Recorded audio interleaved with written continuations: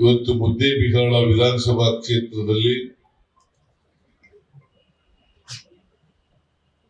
ಅನೇಕ ಅಭಿವೃದ್ಧಿ ಕಾರ್ಯಕ್ರಮಗಳಿಗೆ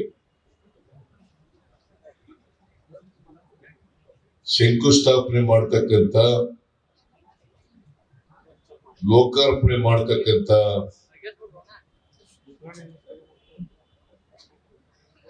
ಕಾರ್ಯಕ್ರಮಕ್ಕೆ ಚಾಲನೆಯನ್ನ ಕೊಟ್ಟಿದ್ದೇವೆ. ಸುಮಾರು 227 ಕೋಟಿ ರೂಪಾಯಿಗಳು 227 ಕೋಟಿ ರೂಪಾಯಿಗಳ ಅಭಿವೃದ್ಧಿ ಕಾರ್ಯಕ್ರಮಗಳು, ಸುಮಾರು 98 ಕೋಟಿ ರೂಪಾಯಿಗಳು ಲೋಕಾರ್ಪಣೆ, 128 ಕೋಟಿ ಶಂಕುಸ್ಥಾಪನೆ ಕಾರ್ಯಕ್ರಮವನ್ನು ಮಾಡಿದ್ದೇವೆ. ಕೆಲವರು ಟೀಕೆ ಮಾಡ್ತಾರೆ, ಸಿದ್ದರಾಮಯ್ಯನವರ ಸರ್ಕಾರದಲ್ಲಿ ಅಭಿವೃದ್ಧಿ ಕೆಲಸ ಮಾಡಲಿಕ್ಕೆ ಹಣ ಇಲ್ಲ,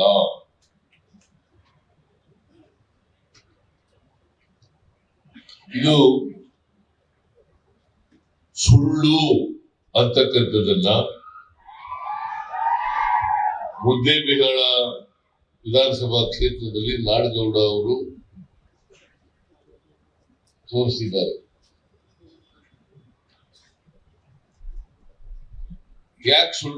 ಯಾಕೆ ದುಡ್ಡಿಲ್ಲ ಅಂತ ಹೇಳ್ತಾ ಇದ್ದಾರೆ ಅಂತಂದ್ರೆ,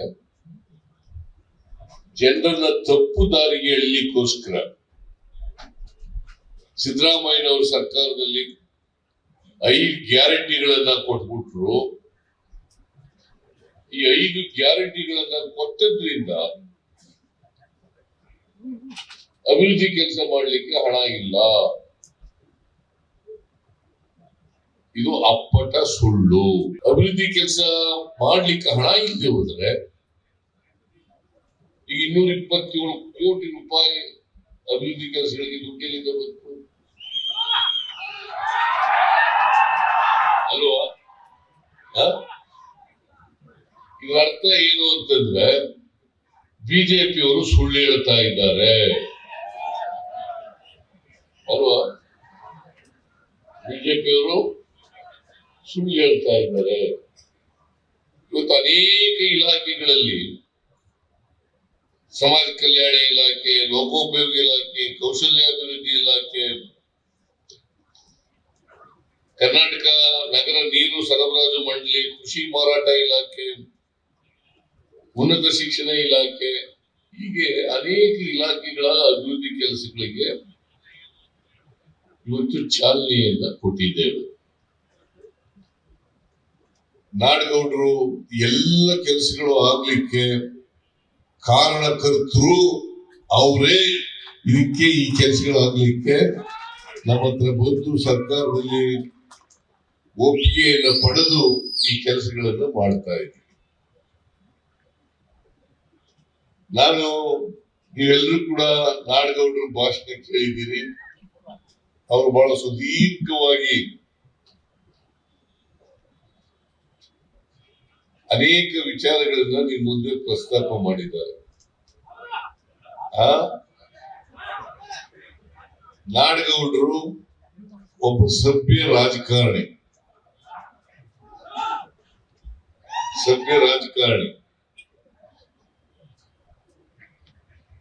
ಮತ್ತೆ ಬಹಳ ಬಿಜಾಪುರ ಜಿಲ್ಲೆಯಲ್ಲಿ ಒಬ್ಬ ಹಿರಿಯ ರಾಜಕಾರಣಿ ಅಂತಕ್ಕಂಥದ್ದನ್ನ ತಾವೆಲ್ಲ ತಿಳ್ಕೊಂಡಿದ್ದೀವಿ. ಅನುಕ್ಷಣದ ಸುದ್ದಿಗಳಿಗಾಗಿ ವಿಸ್ತಾರ ನ್ಯೂಸ್ ಯೂಟ್ಯೂಬ್ ಚಾನೆಲ್ ಸಬ್ಸ್ಕ್ರೈಬ್ ಮಾಡಿ. ಹೊಸ ಸುದ್ದಿಗಳ ನೋಟಿಫಿಕೇಶನ್ಗಾಗಿ ಬೆಲ್ ಐಕಾನ್ ಕ್ಲಿಕ್ ಮಾಡಿ. ಲೇಟೆಸ್ಟ್ ಅಪ್ಡೇಟ್ಸ್ಗಾಗಿ www.vistaranews.com ವೆಬ್ಸೈಟ್ಗೆ ವಿಸಿಟ್ ಮಾಡಿ. ಅಂಗೈಯಲ್ಲೇ ಜಗತ್ತಿನ ಸುದ್ದಿ ತಿಳಿಯಲು ವಿಸ್ತಾರ ನ್ಯೂಸ್ ಕನ್ನಡ ಆಪ್ ಡೌನ್ಲೋಡ್ ಮಾಡಿ.